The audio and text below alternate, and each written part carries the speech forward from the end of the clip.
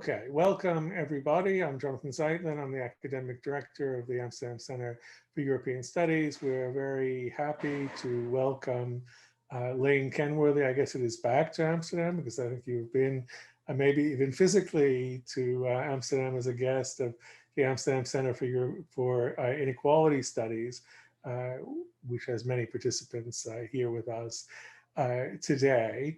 And we're going to talk about, as you know, Lane's recent book, Social Democratic Capitalism. And Lane, who is professor of sociology and Yankelovich chair in social thought at the University of California, San Diego, is a very prolific author of books as well as journal articles. And I would say, I mean, maybe it's my imagination, but this book is a kind of summa of what some of the things that he's been doing over the years, and in particular, it picks up some of the themes of a couple of his well-known books, Egalitarian Capitalism and Social Democratic America. And to discuss the book with Lane and with you, we have two UvA colleagues as discussants. First, Sarah de Lange, who's holds the Dane Owl chair in the Department of Political Science.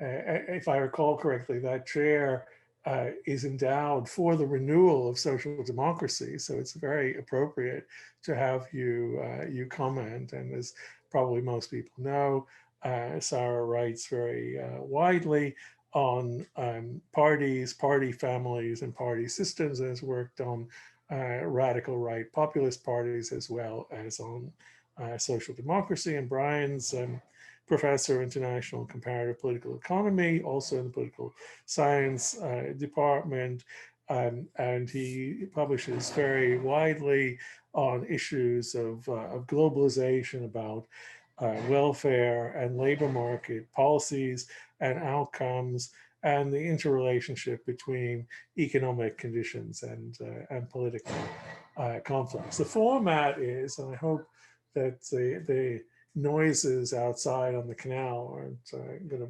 disturb people. The format is that Lane's going to talk for 15 to 20 minutes. He has some slides. He'll summarize the main arguments and message of the book. Then Sarah will comment for up to 10 minutes. And then to mix things up a little bit, Lane will respond. Then we'll do the same with Brian. And then we'll open up to you, the audience, and I will be able to call on you. So just you put up your hand virtually or send me a message in the chat, and I'll moderate the discussion. Okay, Lane, the Zoom screen is yours. All right, so I'm going to share my screen here.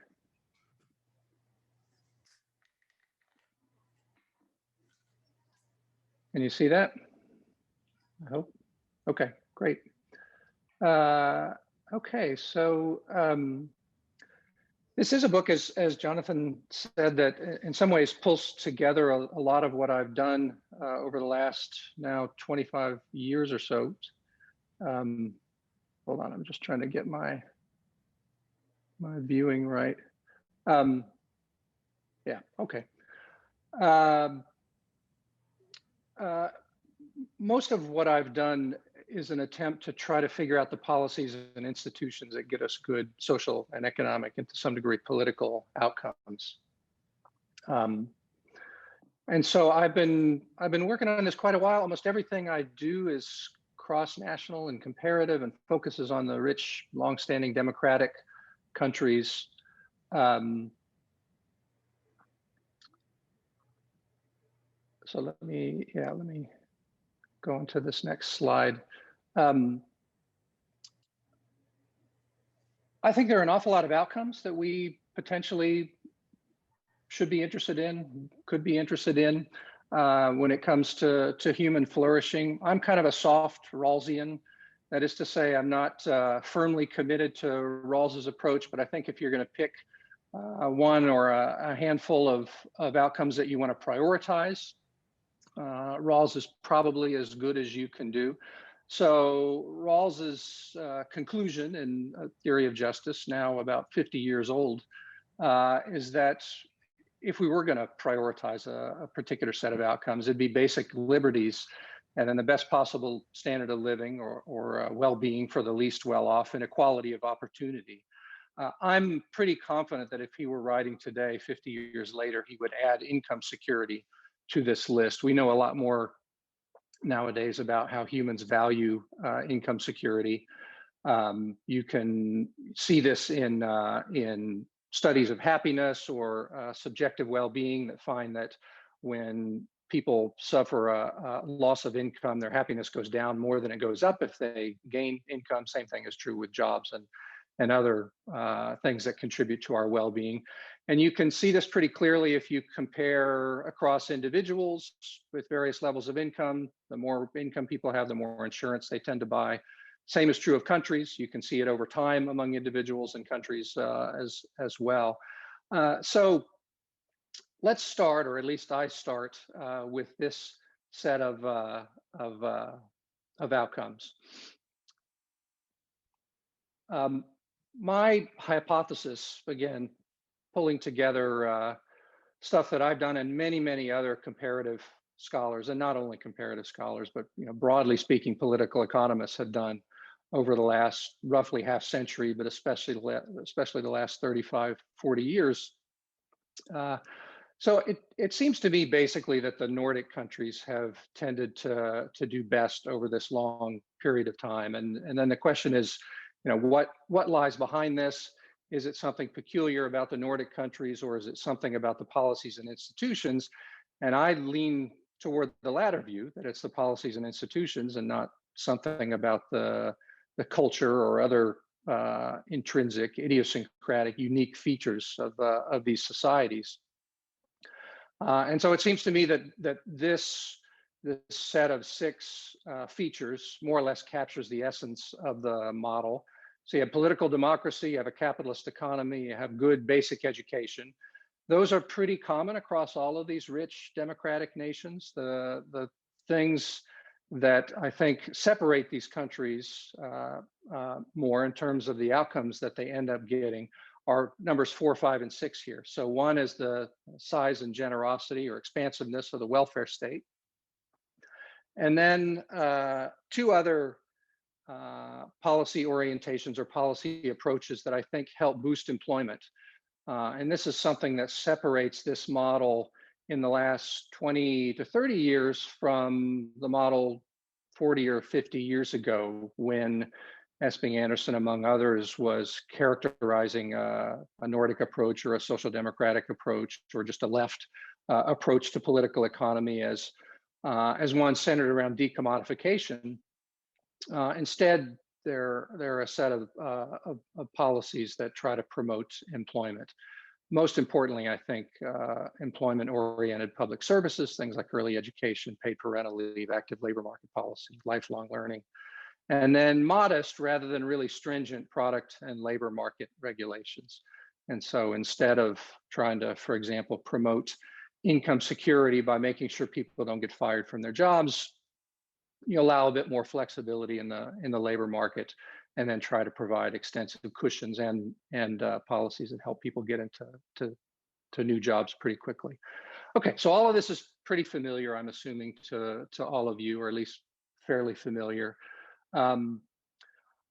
Like a lot of political economists, or at least some, maybe a dwindling number, I don't know, but if you want to focus on countries, you're stuck with a relatively small set of countries, although these days you can expand it to include Central and Eastern Europe and maybe some Latin American countries, maybe an additional set of Asian countries. I focus on the long-standing democratic nations. So it's really just about 20 countries. And for some of the important outcomes, we don't have data that go back very far in time.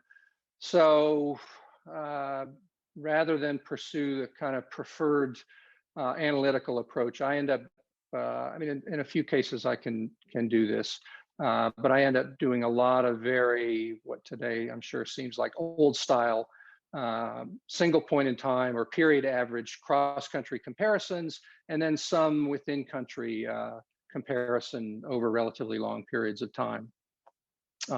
Okay, so the conclusion I reach is that the model gets you pretty good outcomes. I'm just going to show you a little bit of data here, some of which is included in the book, and a few are charts I put together since the book was published.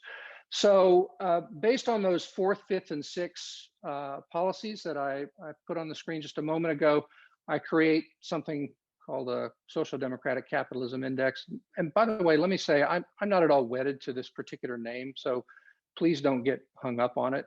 It seems to me as useful or maybe a little better than any others, but it's just a name that attempts to describe a set of policies. And what I think is really important here is the policies and institutions, not at all the name social democratic or social democratic capitalism.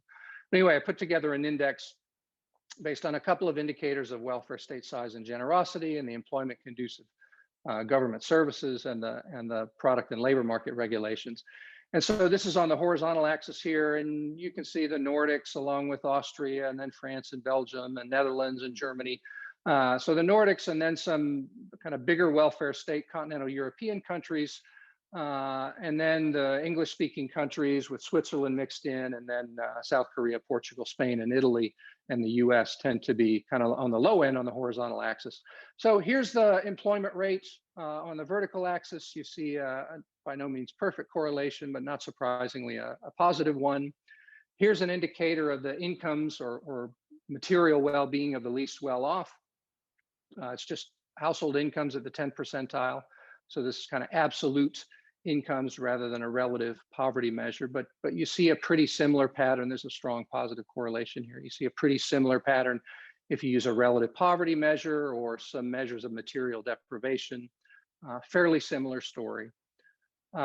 Here's one of the few measures we have of economic security. The tendency in the literature these days, at least my take on this, is that the way we measure, the best way at the national level we measure income security is to look at year-to-year income declines in households. And so the measure here is the share of households experiencing a decline of 25% or more. So if your income's 40,000 euros in year 1, and then in year 2 it's less than 30,000, then you're counted as having had a significant income decline. You can see a very strong correlation here, and this is not at all surprising. This is a big part of what welfare states are designed to do, is to compensate for market income losses. You know, you lose your job, or you get a pay reduction, or you move from full-time to part-time, or somebody retires. Actually, retirees or retirement incidents are not counted in this particular measure, but if you include them, it doesn't really change the story particularly. But employment also matters. You would hypothesize, or I would anyway, that in a high employment economy, it's easier for someone who loses a job to get back into employment more quickly, or for a second potential earner in the household to get some employment or boost their employment hours if earnings are lost from the other adult or another adult in the household. We don't have great measures of equality of opportunity. It's pretty commonplace in the literature to use measures of intergenerational or between generation income mobility. So that's roughly speaking where you are in the income distribution when you're ideally in the core of your adulthood, but often because of limited data, we use young adulthood, so age 30 or so, compared to your parents. And if lots of people are in different spots in the distribution, whether up or down compared to their parents, then we say there's a lot of flux, and we assume or infer from that there's, roughly speaking, more equality of opportunity, less inequality of opportunity. The problem is we don't have great comparative data for very many countries. It does correlate pretty nicely with this Social Democratic Capitalism Index, but here I'm showing an alternative measure. This is based on responses to a Gallup World Poll question that's been asked for the last 15 years or so that says, are you satisfied or dissatisfied with your freedom to choose what to do with your life? So this is a bit of a kind of capabilities approach to equality of opportunity. It's just the share on the vertical axis. It just shows the share who say they are satisfied with their freedom to choose it. it too correlates pretty nicely with this index. And then lastly, a happiness or subjective well-being or life satisfaction measure. This is the one from the Gallup World Poll as well, 2005 to 2019. And it too correlates pretty strongly. Same is true with the World Values Survey data for life satisfaction or happiness. Okay, so that's just a sort of quick surface view of what seem like potentially some of the good outcomes that this model tends to bring. Again, maybe not at all surprising to many of you, or at least some of you. Then the next thing I try to address in the book, and this too is something that I've been working on pretty steadily for 25 years or so, is okay, if you get some good outcomes with a particular model, do you sacrifice anything? There are lots of potential sacrifices. The most common one in the literature, going back at least a century or so, are freedom and economic growth. But there are many, many more. And in the chapter in the book, I try to work through each of these. I'll just show you, I think it's a couple here. So innovation's a core source or a key source of economic growth. We don't have great ways to measure innovation. A pretty common strategy is to use patents. I don't think that tends to work very well when you're comparing across countries, but it's not the worst thing. Anyway, instead, what I do is just use a couple of commonly cited innovation rankings. These two are certainly probably a long way from perfect. So I just average the scores, and you can see, if anything, this index correlates positively with innovation rather than negatively. Same story is true with economic growth. And here we do have some data that span a fairly long period of time. If you use the Angus Madison GDP data. So on the second chart here, this is just for one country, Denmark, but this is fairly representative of what you see if you look at most of the rich, longstanding democratic countries. On the right chart here, the chart to the right is the log of GDP per capita, and a straight line pretty much matches up with the actual data points, which suggests that in effect, over the long run, the rate of economic growth has been pretty constant. In Denmark, this is the Great Depression in the 30s, of course. On the left is just public expenditures as a share of GDP, and that's increased pretty steadily from roughly zero about 150 years ago to around 30% or so of GDP. And what this suggests is that as you create a bigger, more generous, more expansive welfare state, there's just no real signal that this hurts the long run rate of economic growth. And again, this pattern is pretty common across a lot of the rich, longstanding democratic countries. And then the last core thing I try to address in the book before I turn to the United States, and I'm not going to say too much about the US story here, although I'm happy to talk about it at length if you want me to, is this question of coming back to where I started. Is there something about the Nordic countries that makes it possible for, oh, sorry, I meant to show you, this is something slightly different. There's I think a somewhat common story that said maybe the effectiveness of the model peaked in the 1970s or 1980s or even 1990s, and that the outcomes have kind of trailed off and not been as good in recent years because of diminished commitment to the model or diminished effectiveness of the model. Here I just show, I'll show you 3 slides with 3 of those 5 indicators for which we have something approximating long-term data. So this is 10th percentile household incomes. They've been going up pretty steadily in the Nordic countries, unlike in the United States, for example, although the US is a kind of easy benchmark to do better than or to look superior to.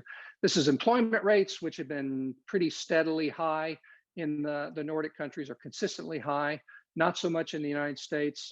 Those of you who are old enough to remember the jobs equality debate from 20 or 30 years ago know that in the 80s and 90s, the United States was adding jobs at a pretty rapid clip. And the story was, well, you can have an economy that creates lots of jobs, but doesn't do so well on other social outcomes like equality and poverty, or you can have a more European model that does better on equality and poverty, but not so much on creating jobs.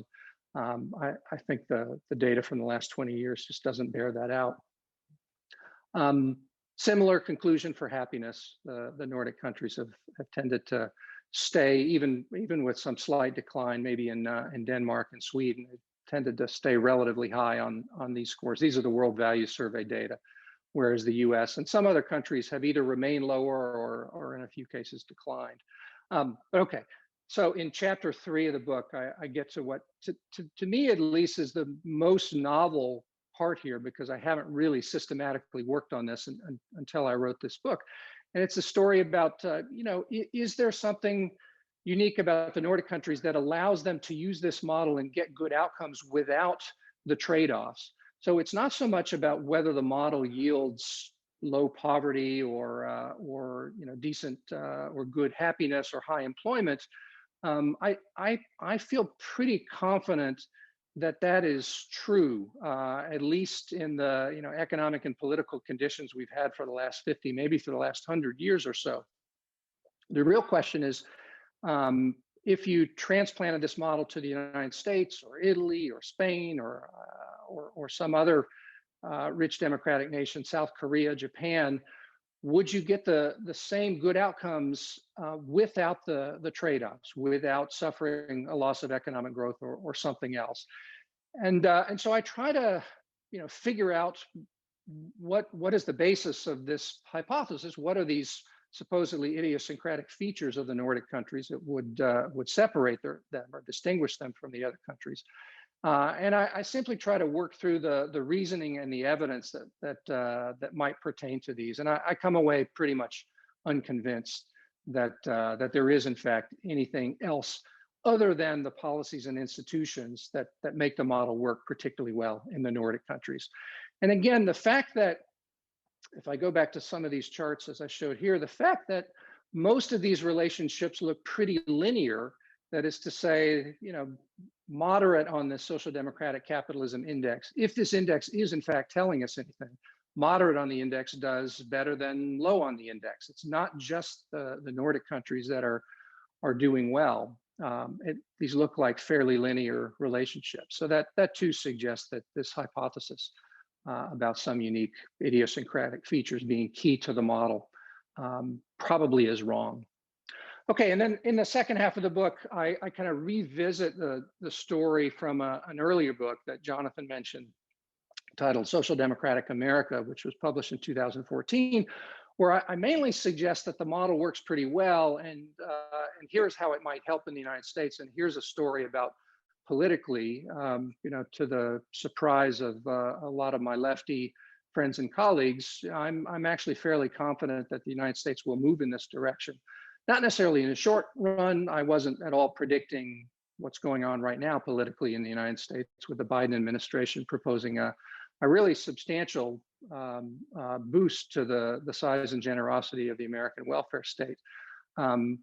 This may still not pan out, by the way. Maybe we can talk about this later, but I am pretty confident that over the medium run, the U.S. will, in fact, continue to move in this direction. And here's, I think, just a simple graphical way to see this. If you use a very crude measure of size and generosity of the welfare state, that's just old style public social expenditures as a share of GDP. Here's what the long run historical trend, as best we can tell, these are data pieced together from a couple different data sets. So they're probably not without some error. And again, they're a pretty crude measure, but the key point here is that if you just simply extrapolate from the progress the United States has made since roughly 1930, we get to kind of Danish, Swedish levels of welfare state generosity by roughly the middle of this century. And very importantly, I think the United States already, roughly today, looks much closer to the Denmark and Sweden of today than it does to the United States of 100 years ago, suggesting that the U.S., the well-known welfare state laggard, has already made a great deal of progress in moving in the direction of this model. So I think of the difference between the U.S. and the Nordic leading countries as much more points on a continuum rather than some sort of qualitative or categorical difference. But let me stop here. I've already gone on slightly longer than I wanted to. Again, I'm happy to elaborate on any of this, but I don't want to take time away from the discussants or from questions.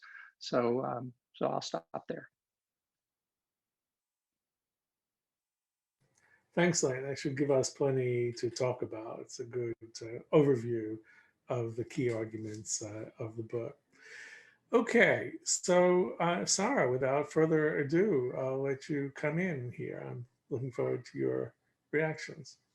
Yeah, thank you so much, Lane, for a great presentation and for writing a book that is both comprehensive and accessible. I think this is really a great triumph that you've managed to write a book that summarizes most of your findings for a broad audience of different disciplines. And in many ways, the book reminds me of the very influential book Patterns of Democracy by Arend Leibhardt, in the sense that it combines a state of the art of the literature in the broader field with observed patterns between countries to come not only to an assessment of advantages and disadvantages of a particular model, in your case, the social democratic model, in his case, the majoritarian and the consensus models, but also come to a recommendation of what model is to be preferred in society. And as you know, Leibhardt has been quite successful with using that book to promote consensus democracies across the world. So perhaps that you will also succeed with promoting social democracy across the world with this book. Now, of course, I'm a political scientist, so I look slightly differently at your book than, for example, an economist or a sociologist. And it's also from my disciplinary background that most of my comments come today. So as you perhaps know, in the literature on social democracy, there is a distinction between social democracy as a model, and that is the approach that you take. So social democracy as a set of policies and institutions that contribute to certain outcomes in society, and social democracy as a project, as an ideological project that consists of a worldview and a set of values. Now, when you adopt the model approach, as you do, then the logic of adopting the model or being in favor of the model is indeed, as you show, making a balance of advantages and disadvantages in terms of outcomes for society that are produced, and concluding whether the advantages outweigh the disadvantages. And in a way, this is sort of self-interested assessment. So does the model produce positive outcomes, then it's a good model. And if it doesn't, then it's perhaps not such a good model. But of course, the logic behind social democracy as a project is slightly different. It is built on a moral appeal about what is a good society, rather than a society that's optimal in terms of outcomes. And it is underpinned by notions about equality and social solidarity, and also the idea that the strongest shoulders should bear the heaviest burden in society. And my first question to you is whether we can really assess the model without looking at the project. And the reason I'm asking that is because when you make an assessment of the advantages and the disadvantages, or the trade-offs as you present them, the only major trade-off that you find is that the social democratic capitalist model reduces income for the higher classes, for the middle upper classes. So on all kinds of other indicators, the social democratic capitalist model performs quite well compared to other models. But this is really sort of the trade-off point. Now, of course, the social democratic project, the ideological project, is exactly about this point. It makes a moral appeal to those that have to sacrifice some of their wealth and their income on the basis of its value system. And it's by this moral appeal that those that have to sacrifice also subscribe to the system. And it's also the basis subsequently of the broad class alliance that social democratic parties have built throughout history to support the system electorally and to make it viable in electoral terms. So my first question is, can you really look at the model without also taking into consideration the project? Because is directly related to the trade-offs that are inherent in the model. And I think if you take this approach, if you combine the two, you also see roles of the different actors that you're looking at that are perhaps now underrepresented in your book. So you look, for example, at the role of strong trade unions when you try to assess whether there's something specific about the Scandinavian countries that would make it difficult to successfully export the social democratic model. And you look at trade unions as agents in wage bargaining. But of course, the role of trade unions goes far beyond that. And if you combine the perspective of the model with that of the project, then it also becomes apparent that strong trade unions are very important in terms of socializing society into supporting the model, and in terms of mobilizing citizens at election time to support the model, for example. So it might be that they are more relevant than you think if you don't only look at the model, but also at the project. So that is my first general comment. So my second is about your interpretation of the social democratic capitalist model and its outcomes and its underpinnings, because you adopt a Rawlsian perspective and you talk about equality of opportunity, for example. And as a result, there's also a whole range of characteristics of the model that you identify, such as labor market flexibility, a lifelong learning, individualized monitoring and support of benefits, etc., that in the European context, we associate with a very particular ideological tenet of social democracy, namely the third way, which in itself has its own ideological underpinnings compared to social democracy per se. It emphasizes, as you pointed out, equality of opportunity more than equality of outcomes. But for example, it also has its own take on the role of the community and communitarianism. So I was wondering if you could say a little bit more about this theoretical point of departure of you, of whether it's this very specific form of third way thinking, or something different. And then perhaps lastly, as a third major point, so you discuss a number of societal challenges that we're currently experiencing or that we're experiencing in the coming years, and you assess whether or not the social democratic capitalist model is able to address these challenges. And you talk about the gig economy, about the aging population, for example, and your analysis shows that these kinds of challenges can be addressed with the model. But what you don't talk about as a major challenge is democratic backsliding. And there's some recent literature, for example, by Singh, that argues that democratic backsliding and erosion of the welfare state are sort of twin phenomenon that coincide together currently as a result of the hollowing out of the nation state. And she argues that the nation state is really a strong institution underpinning this model that you discuss in your book. And of course, your ambition is also to make a case for social democratic capitalism in the US. And if we're observing one country where there has been some evidence of democratic backsliding, it is the US. So I was wondering if you could reflect a little bit on whether or not you believe that this development might make it more challenging to bring the social democratic model to the US or not. Okay, thanks, Sarah. There's quite a lot of food for thought. We're already getting questions in the chat, the first one, which sort of links to that. But I will give Lane the opportunity to respond. Yeah, thank you very much, Sarah. Good, really good questions. I'm not sure I can do justice to them, but let me give a kind of quick try. So yeah, this question about to what degree does the model need to be, the model and its effects, which is, as you say, what I'm mainly interested in, the model here, meaning the specific policies and institutions, to what extent can it be decoupled from the historical political project? It's a good question.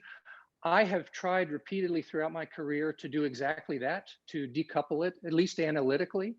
That is to set aside the question of how you get these policies and how you keep them in place, and just say, if you can do it, what kind of outcomes are you likely to get?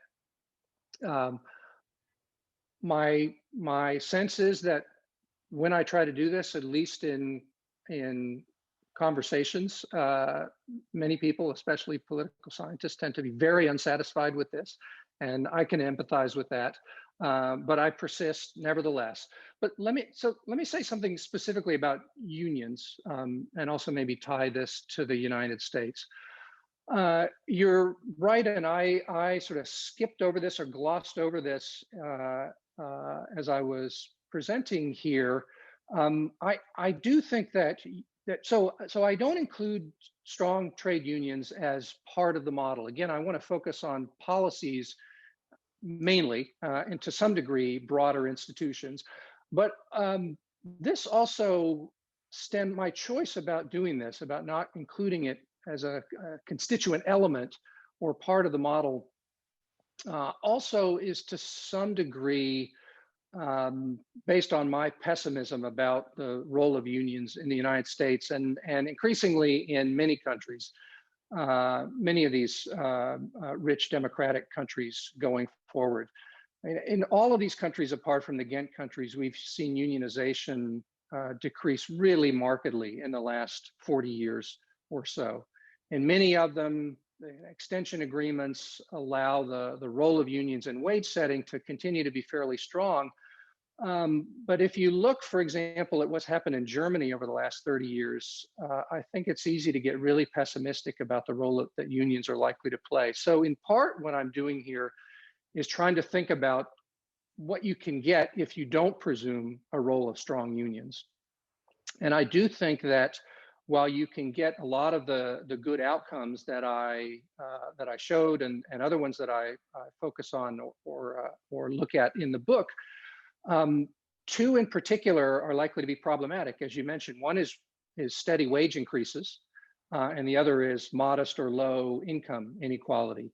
It's a little bit difficult for me to see an easy path without strong unions. But I and many other people have also been trying to think somewhat creatively about how to get around this. And so there are stories about minimum wages and about earning subsidies and other mechanisms. But the political question is really important. And the simple truth is I don't have a good answer for this. I don't think we know, for example, what happens in a country that has reached something close to a good version of this model, has done so, has gotten those policies and to some degree the institutions in place, in part because they've had strong unions, and those unions have been affiliated with center-left parties, and the center-left parties have been in power for a substantial part of the last 3/4 of a century now, or actually nearly a full century. But then the unions begin to weaken in terms of their membership, and maybe also in terms of their political strength. Or in a country like the United States, where unions have always been fairly weak, but they've weakened further in the last half century or so, although they remain somewhat influential in politics. So the unionization rate is less than 10% in the United States now, but unions still have a lot of money and they're big contributors to the Democratic Party. And in the public sector, they remain, strong is not the right word, but something other than really weak, I suppose. So the short answer is I don't know at all. I hope that these things can be decoupled. I think there is some reason for optimism, judging by the record over the last century, where again, and this comes back to the last point I made in the presentation and what I say in the last chapter in the book, even the United States, which is really and truly a laggard when it comes to welfare state generosity, and now in terms of the employment conducive government services, we already have modest product and labor market regulations. So the United States doesn't really need to change a whole lot in that area. If anything, maybe they should be strengthened slightly. And yet, the welfare state in the United States, even now in 2021, looks very, very different from what it did a century ago, to the leading countries than it is to the US of the past. So clearly some progress can be made even in the context of relatively weak unions. And again, I don't think we know, because we just have very little, if any, evidence what happens in a country that's already put the model or something very close to it in place, but then unions begin to weaken and maybe really markedly over a long period of time. Okay, on equality of opportunity, I acknowledge that the discourse or rhetoric around equality of opportunity is more closely identified with the third way.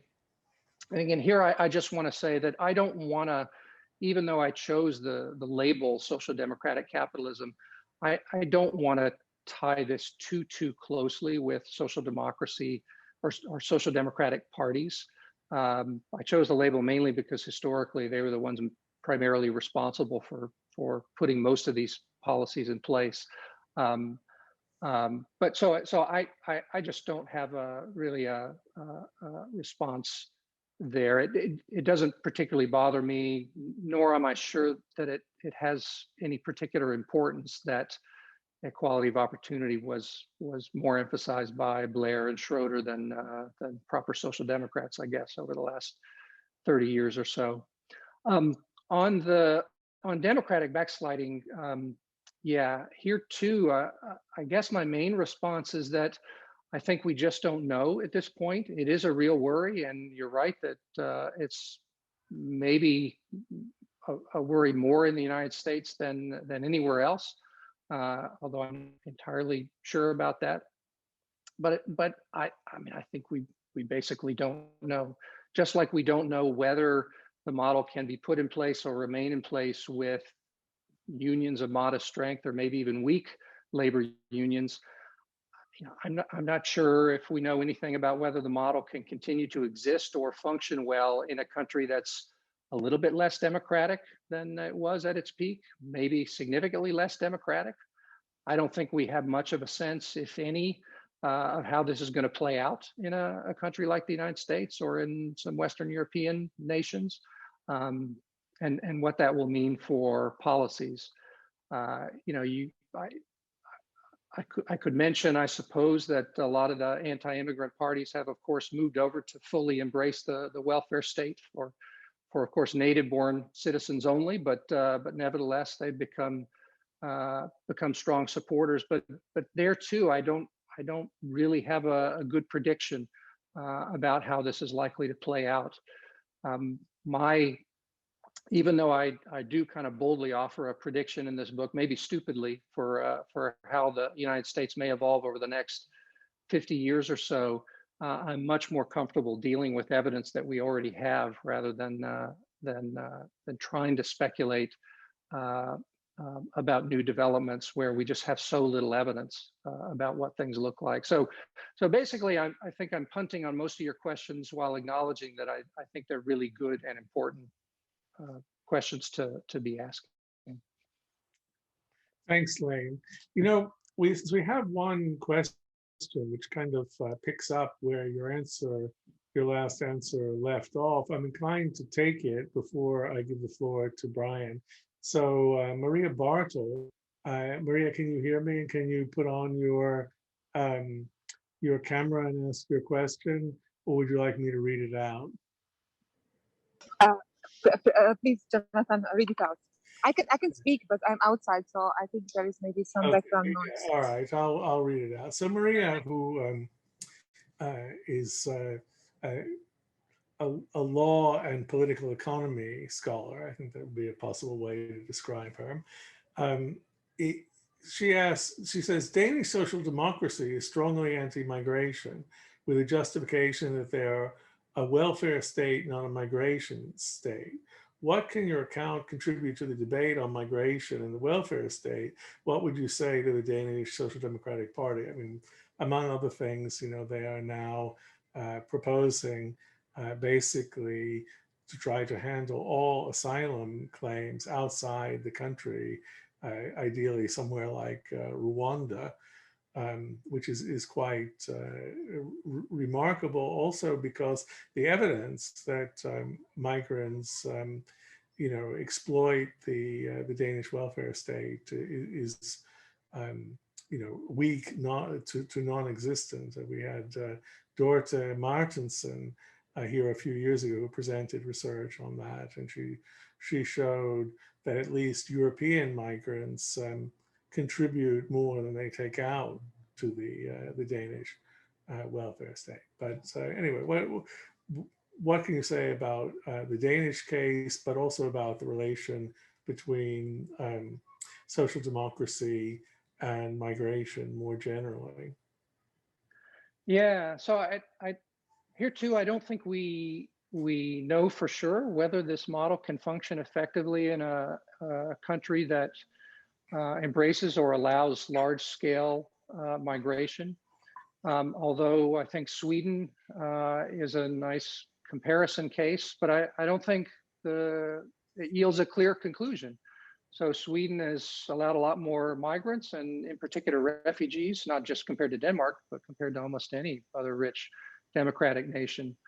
But a pessimistic view of this says yes, and look at Swedish politics over the last 20 years. Sweden is the one of the 4 Nordic countries, at least the ones that I focus on, where arguably you've seen more. I don't think it's massively more, but a bit more retrenchment in terms of welfare state generosity and more opportunity for center-right or other governments to figure out ways to set in motion potential cuts to either union strength or the welfare state, or the ability of social democrats to succeed politically. I'm not convinced that that this means that Sweden has done anything like abandon this model or is hopeless politically. Again, I think it's simply too soon to tell. But the Danish case certainly, I think, is, from the perspective of someone who cares a lot about people with less opportunity and lower well-being because they come from poorer countries, to expand opportunity. For me, migration is a terrific way to do this. And so strict limits on migration, I think, are not the optimal approach. Let's put it that way. And so to the extent that social democrats or others think that the only way to protect the model is by really severely restricting inward migration, I think this is unfortunate. Whether it's problematic in terms of the model itself, I think we just don't know yet. Thanks, Lane. I can imagine this might be a theme that Brian also wants to pick up, since a lot of your work has been on the relationship between migration, welfare, and politics, but I'm sure you have other things you want to talk about too. So the screen is yours.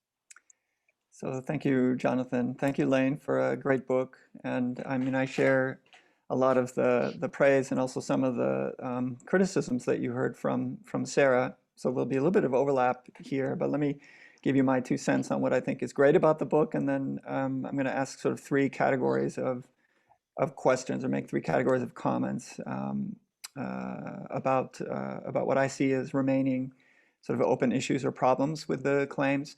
What I think is great about the book is that you've given this, between 2 covers in 200 pages, this really compact and eloquent summary of the very basic features of what social democracy can look like as a policy form, with really clear empirical reference, right? So people can really visualize concretely what it would mean.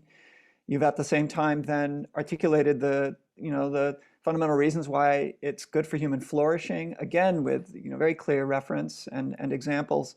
And you've made a bunch of arguments. I mean, it's really quite extraordinary how exhaustive you are with the arguments about all the reasons why pessimism about the transportability and the survivability of this model is overstated, and that we should be cautiously optimistic about its potential for human flourishing, including in places like the US. Anyway, it's a great thing that you've done in so few pages, I can say. So, and I found myself time and again really impressed at the way you are the master of the scatter plot, coming up with very sharply defined, clear ideas about, for instance, what can be a challenge, and then putting that in your scatter plot with social democratic form. And in the presentation, we got some of that. Like, for instance, your large economic decline measure. I mean, it's a supremely important conception that you managed to measure well. And this makes your message, really welcome and important.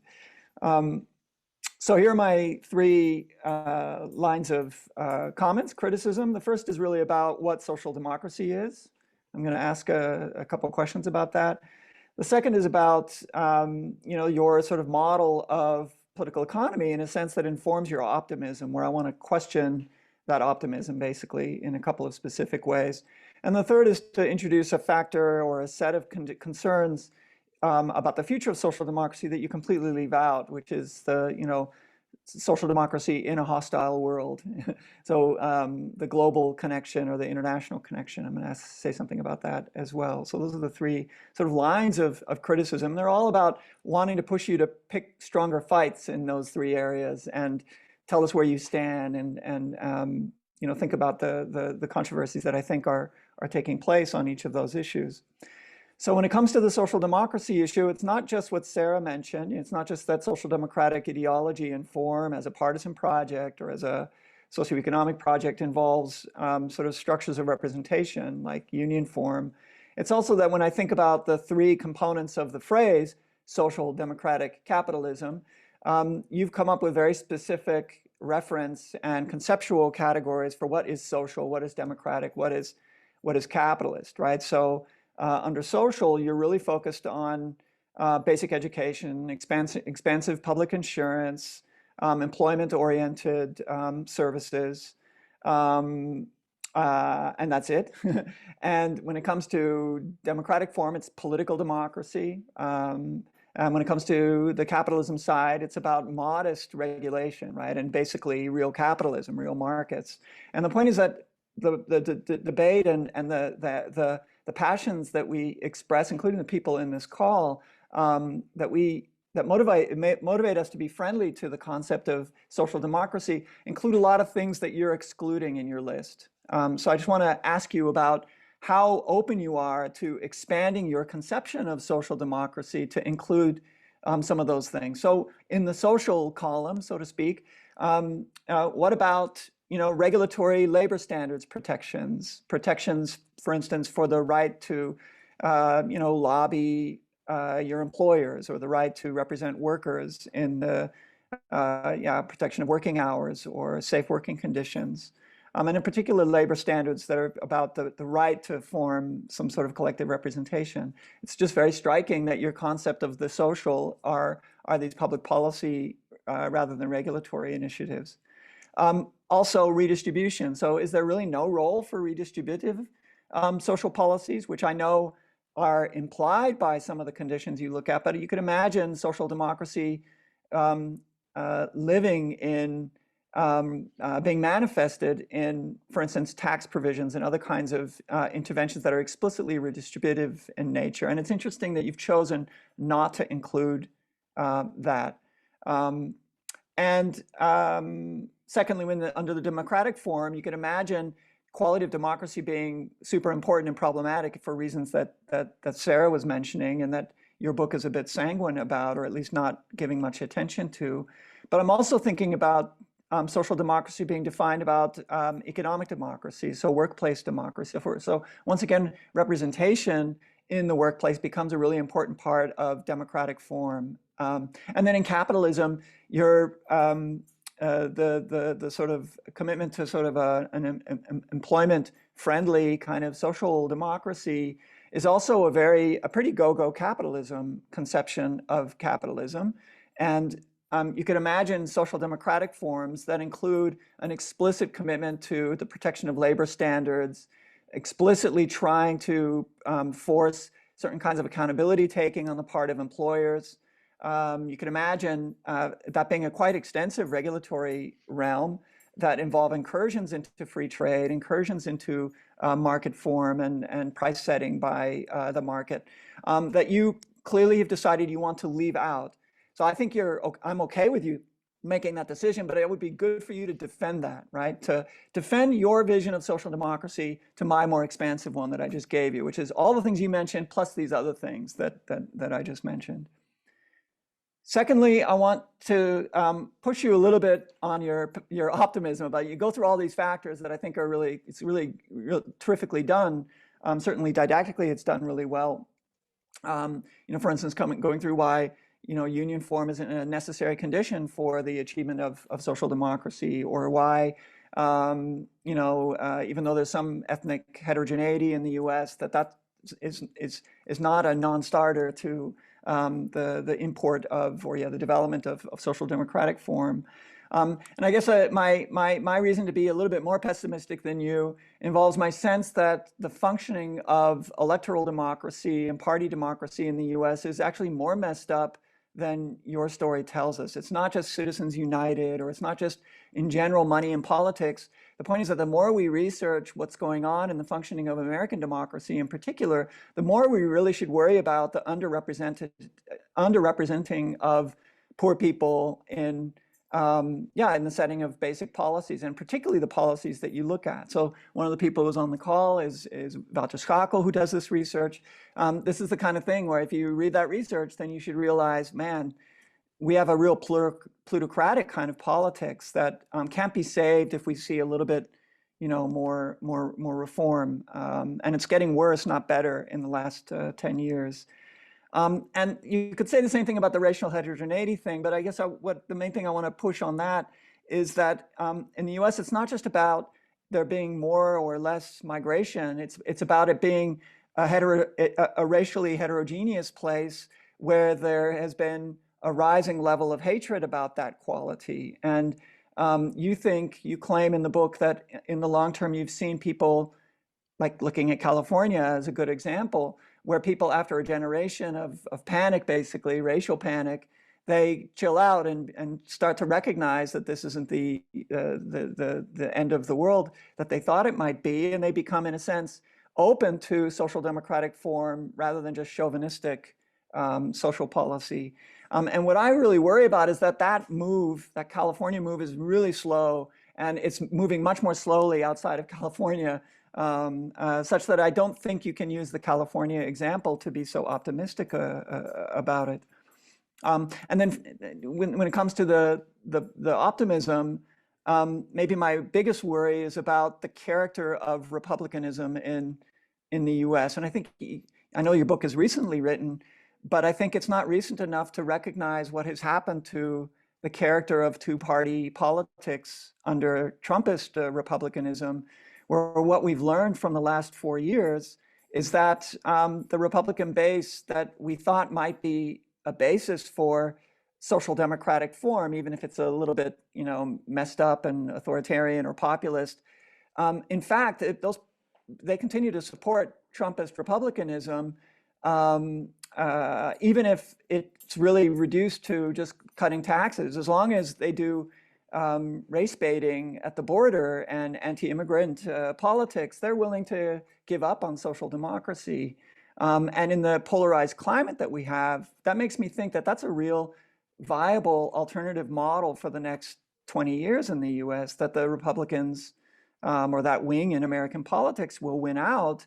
And that becomes this very sort of low trust, plutocratic populism, if you will, that we see getting a lot of traction in most of the United States. So I'm wondering why are you still optimistic, even though we've seen how bad things can be, I think, in the last couple of years. And then finally, let me say my last thing about the factor that you didn't look at. I'll be brief since I've taken on too much time. It's striking that the book says very little about the international context within which social democracy flourishes or develops. And it's partly because you are explicitly focused on those aspects of social democratic form where there's agency for domestic political initiative, right? So you focus on income taxation as opposed to, for instance, corporate taxation. You focus on consumption taxation because you see that as being a revenue basis about which you have some autonomy. So I mean, in that sense, you do black box the global economy and the possibility of capital flight, for instance. And I think that that's a reasonable move. But I'm curious to know how you think about the future of social democracy in a setting where there's going to be more rivalry with countries, parts of the world that are not at all committed to social democratic form. And I'm thinking of a lot of East Asia, including Korea and Japan, who do not have substantial developments in social democratic form. Your own data shows that to be the case.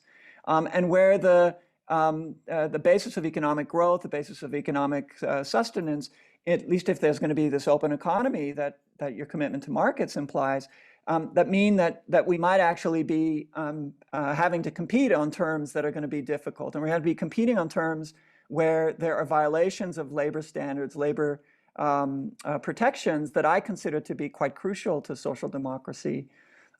So going back to my first definition question, I have this expansive conception of social democracy, so of course I'm going to be more worried about, China violating labor standards and India doing the same. More worried about that than you, I think, given your definition of social democracy. But even within your own definition, that poses real challenges to the sustainability of the welfare state, it seems to me, in the very long run. So could you say something about that sort of international challenge? So I want to, even though this is great work, I want to hear you more defend what I consider to be a quite narrow definition of social democracy. I want to defend a little bit more your optimism about some of these fundamental features of domestic political economy, particularly in the US, and say something about this international dimension. Thanks. Thank you, Brian. That's a big agenda, Lane, but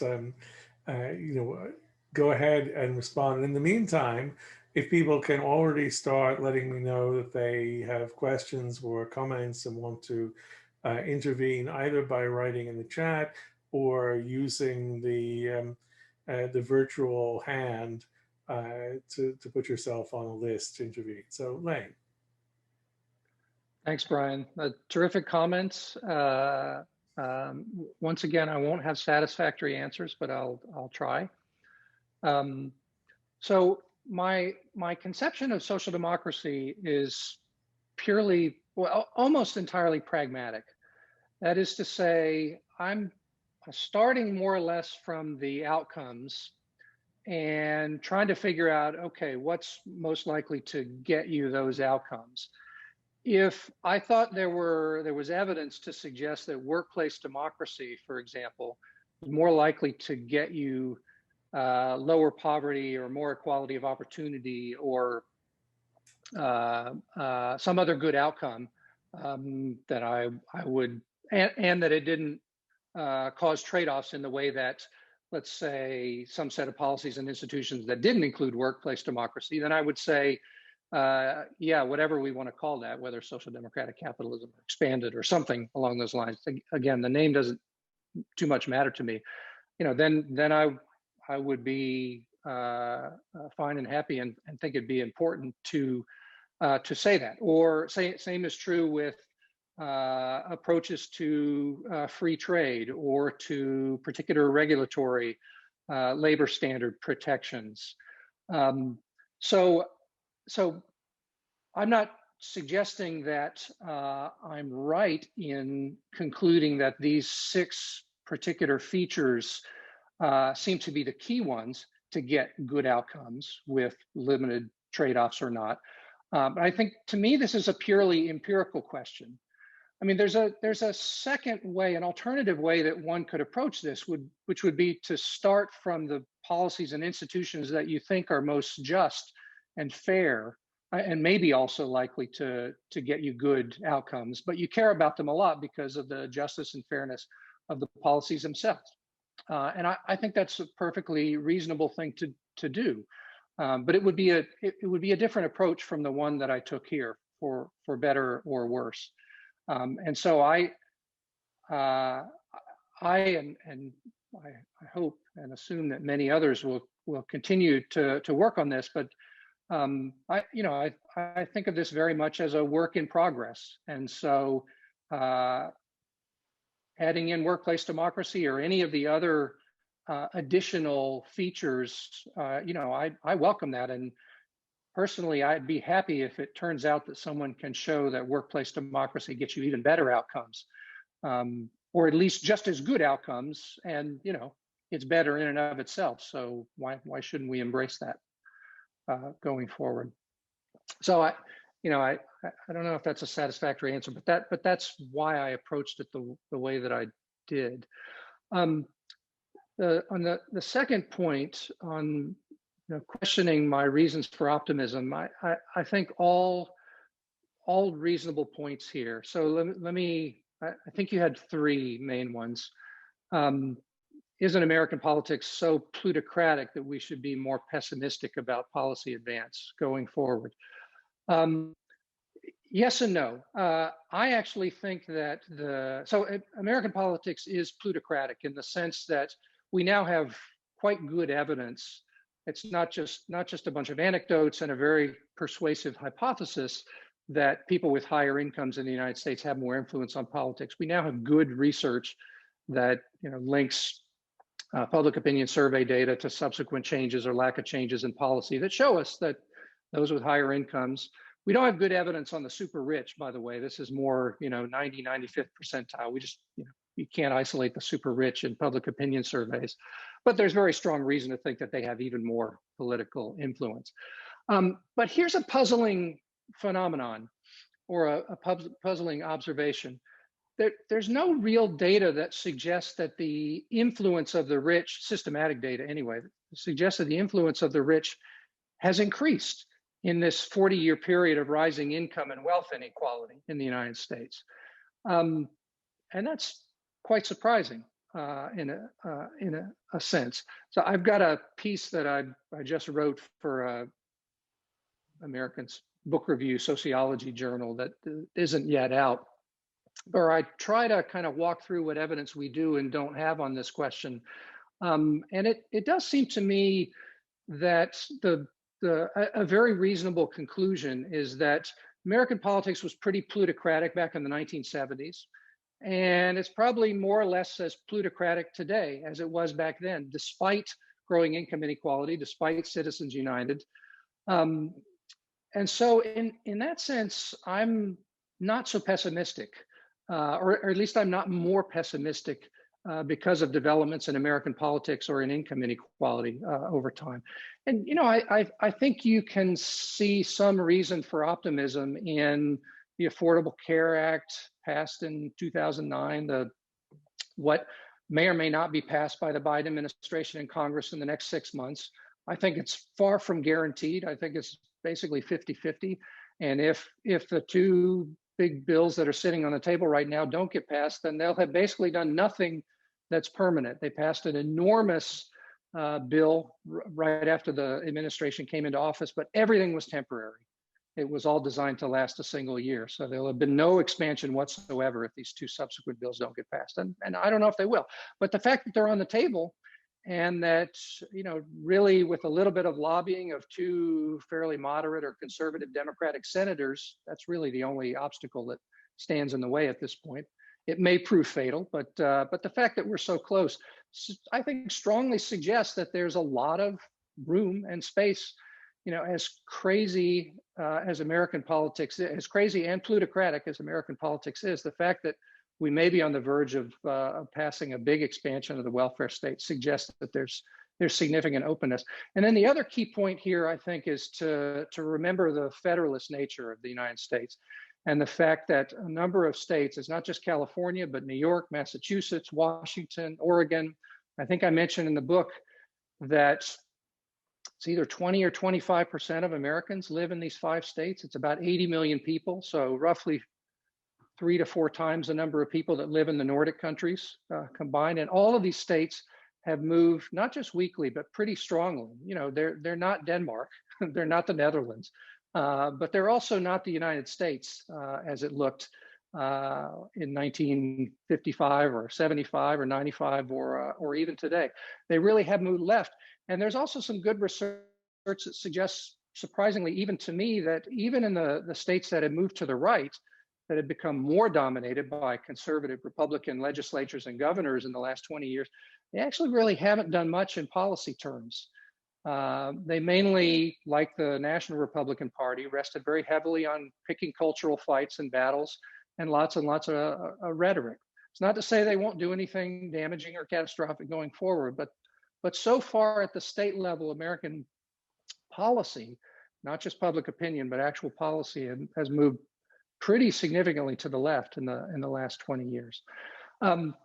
The question on racial inequality and the bitter divisiveness that has sprung up, instigated by police killings and the movement opposing that, first and foremost, I guess Black Lives Matter.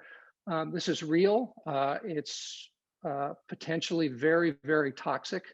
And yet I remain, maybe stupidly, but pretty optimistic here. If you go back and read about California politics in the 1990s, you'll see almost exactly the same thing. Utterly toxic divisiveness, governors, mayors getting elected explicitly on anti-immigrant, anti-Black, not so much policy, but rhetoric. And it looked like California was moving in a horrible direction. And within about 15 years, it had just utterly disappeared. I don't think it will happen that quickly at the national level, so I very much agree with you there, Brian. But if you look at both public opinion surveys, but also behavior, including voting of millennials and Gen Z Americans, I think you get a totally different picture. They don't care about this stuff at all. They think it's stupid, idiotic. They have no idea why their parents or grandparents think that race or sexual preference or gender identity or anything along these lines matters at all.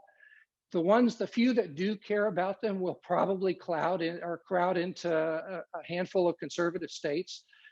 And so, again, there's no guarantees about this, but I'm really, really optimistic about the way American politics is going to change based on how different the younger cohort is.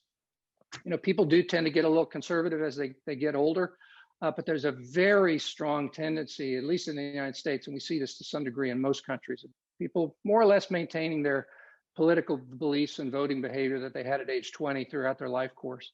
And if these two generations even remotely hang on to the way they're believing and behaving right now, this country is going to be quite different.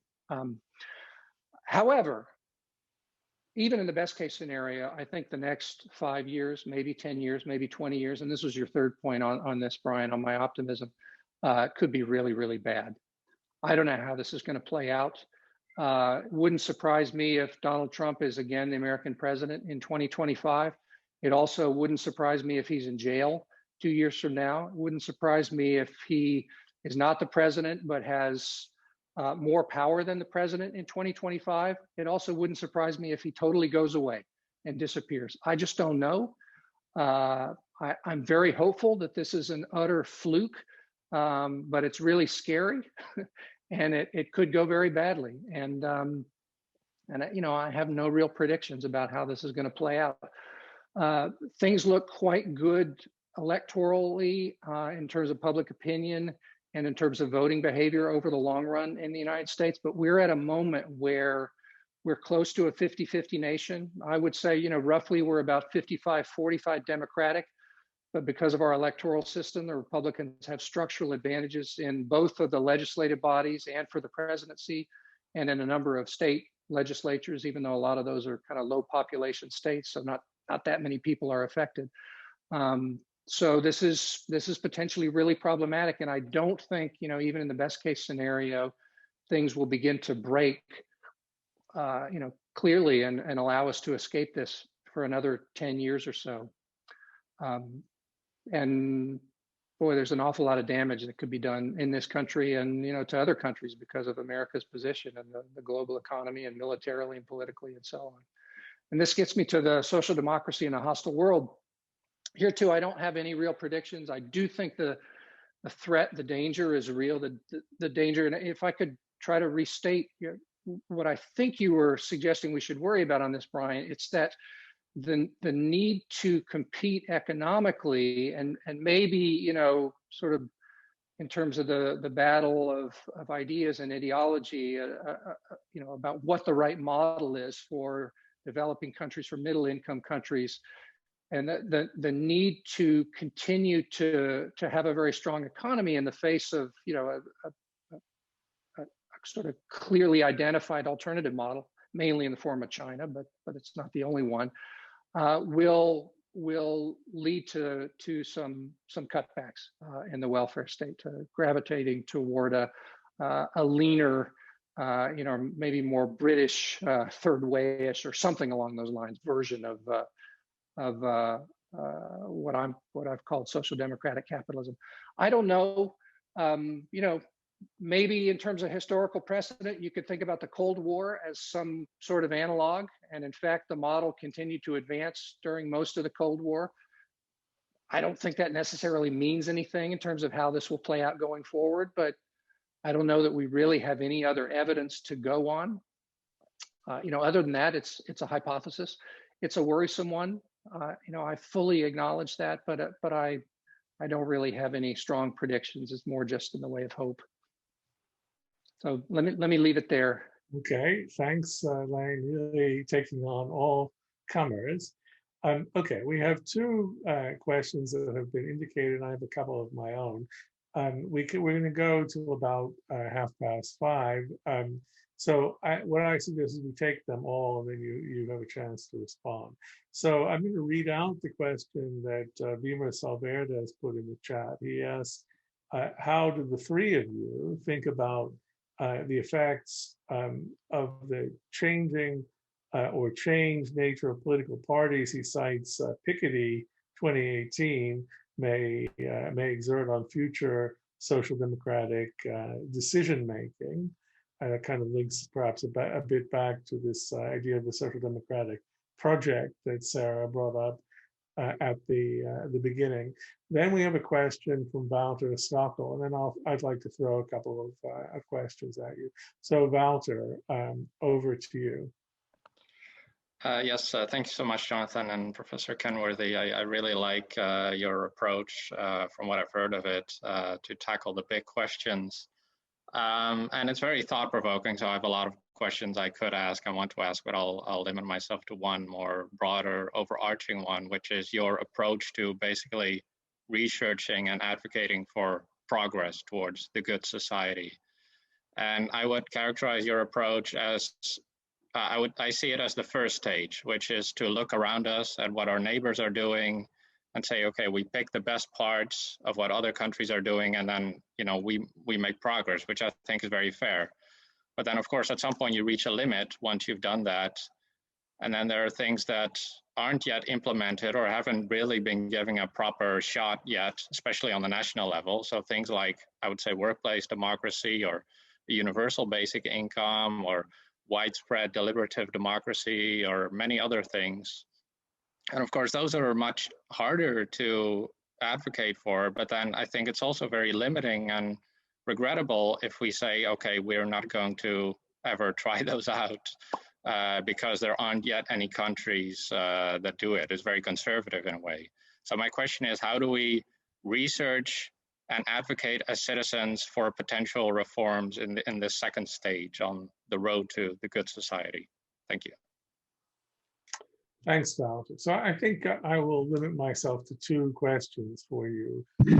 So one is about differences among the Nordic countries. And so, you know, in the charts you show, the Nordic countries cluster very much at the upper right-hand corner. But there are plenty of other charts in the book where there are bigger differences between the Nordic countries. They all tend to be towards the, you know, the upper quadrant, but there are quite big differences. And you know, the question would be, you know, how do you account for that? And what's the relationship between that and the argument about the specific policies which you think make the ideal type or composite of social democratic capitalism effective. And the second question, which can be linked to the first, is about the public services, particularly the employment-friendly public services that you mentioned.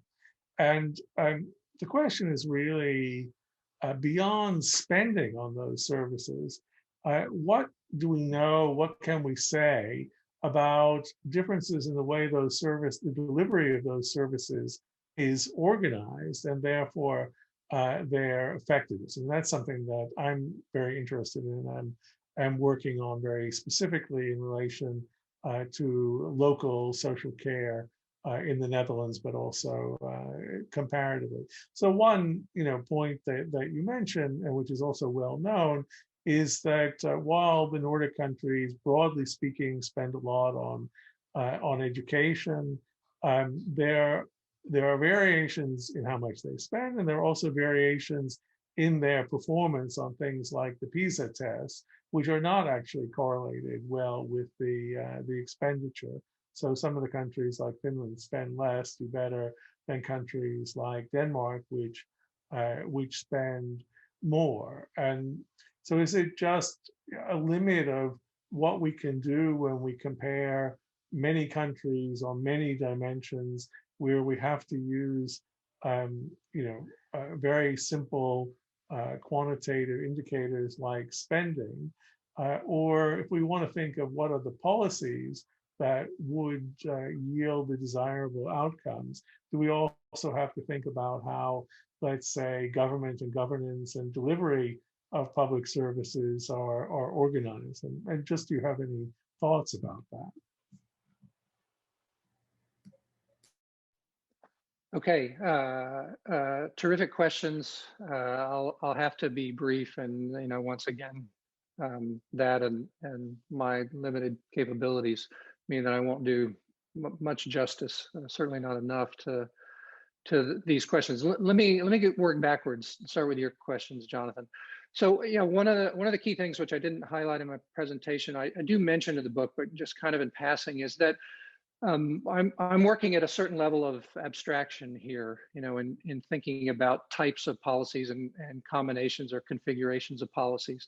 And so there are no obvious or immediate implications for either the particular sets of policies. If you think about, for example, employment conducive services, I don't have at least the work I've done here doesn't have an answer for exactly which ones you need or how you should structure them. Should early education begin at age 1 or at age 3? Should it be purely public or nonprofits and private too? How long should a paid parental leave be? All of those things matter a whole lot, but they're more detailed than the level of abstraction I'm working at here. So I don't really have answers. I'm really interested, and I'm glad you reminded me that you're working on delivery of local services. I'm sort of beginning a project with, just coincidentally, with Joel Rogers, who you know well. We're sort of thinking that Joel knows way more than I do about the local story, but it's something that I largely ignore in this book. It's pitched at a nationwide or national level, and what happens at local government matters, and it's not the same necessarily. It can complement or not complement what goes on at the national level, and delivery of services is one potentially really, really important component of that. Anyway, I don't have anything to say about it. I fully suspect that it's important. Although I'm not at all sure how it would intersect or affect the conclusions that I draw here, again, because the level of abstraction is just so very different. And the same thing I think is true about differences between the Nordic countries. We talked earlier, for example, about migration. So I don't have a particular hypothesis about how migration might affect the ability of this type of model to yield good outcomes. But I think if Sweden continues to differ from the other 3 Nordics pretty significantly, that difference has closed in the last 3 or so years. But overall, in the last 20 years, there's been a huge difference in how Sweden's approached this compared to the other 3 Nordics, and especially compared to Denmark. And I think that, it's only 2 cases, but that can give us some useful evidence about the degree to which this matters, both in terms of the political sustainability of the model, but also in terms of its, the thing that I'm more interested in, the degree to which it can deliver good outcomes. On Walter's question, yeah, I think this is really interesting and important. So the question again, just to remind everyone, is I focus on in this book on what we can glean from evidence mainly meaning from the rich, longstanding democracies in the last 50 years, although, for some of these outcomes, it ends up being more like the last 20 years or even the last 5 years or so. But the point is to try to draw conclusions from evidence. So what about policy approaches where we just have very little evidence? Basic income, workplace democracy, deliberative democracy, there are plenty of others. And my answer is, I think the important thing is to experiment. All of these policies that are in place now that I'm trying to figure out what effects they have, at one point in time didn't exist. And some party or coalition or group or set of groups in societies decided, hey, let's give this a try. And in many cases, when we're talking about welfare state policies, they tended to work pretty well. People like them. Policies could run on them again, but they've been expanded, tweaked, contracted, changed, expanded again, and so on. All of this is experimentation. At least ideally, it's experimentation. So yeah, my answer is all these things should be tried. UBI, by the way, is hard. If we're talking about really, and this probably gets into the weeds of this debate a little bit too much, but if we're talking about real UBI, not like Alaska, which has been given all its citizens about $2,000 a year for like 50 years now, but $15,000 a year to every adult, or maybe in a Von Paris scenario to every citizen. We won't know the effects until you see what happens over 10 years, 20 years, 30 years, 50 years. So that'll be much harder to experiment on, but the only way to really figure it out is to just dive in and try it. I'm not sure that would be a good idea. The chapter in the book suggests maybe it shouldn't be something that one of these countries should try, at least not if it's going to come at the expense of a lot of the other good things that they're already doing. But ultimately, that's the only way we'll learn about what the real effects of a UBI are, is for some country to put it in place and then stick with it for a while. And then lastly, on Weimer's question about the changing electoral coalition behind center-left or social democratic parties, yeah, this holds the potential certainly to weaken the commitment to these kinds of policies and some of the institutions that underpin them. On the other hand, I tend to read Piketty himself, at least in what I've read by him so far. I've read his Capital and Ideology book, the second half of which is mostly focused on this question of the change. The changing electoral structure underlying parties in these rich democracies. I think he reads the evidence as suggesting that as that change has happened, a lot of social democratic parties in a lot of these countries themselves have weakened their commitment to these policies, and I'm much less pessimistic about the sustainability of these policies, and the fact that again. Here in the United States, just one country, but here we are. I mean, you can see this very clearly in American politics. The electoral backing of the Democratic Party has very clearly shifted, and it's much more college educated than working class, however you define working class. At least if you're talking about whites, it's much more complicated when you're talking about racial minorities.